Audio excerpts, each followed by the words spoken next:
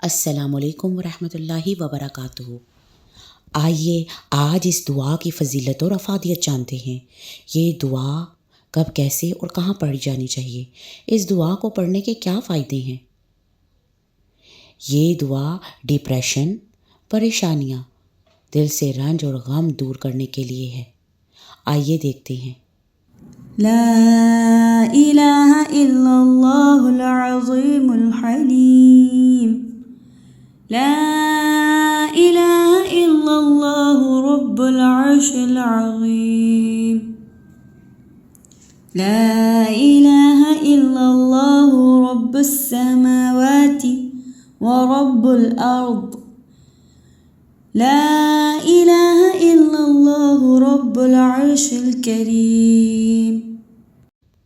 اللہ کے سوا کوئی معبود نہیں جو بہت بڑا، بہت بردبار ہے۔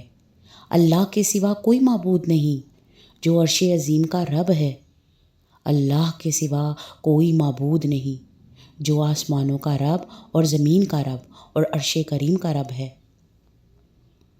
آپ کو کوئی پریشانی ہے؟ دل بے سکون ہے؟ دل رنجیدہ ہے؟ دل میں غم ہے؟ ڈپریشن کا شکار ہیں؟ تو یہ ذکر آپ کے لیے بہت ہی مفید ہے۔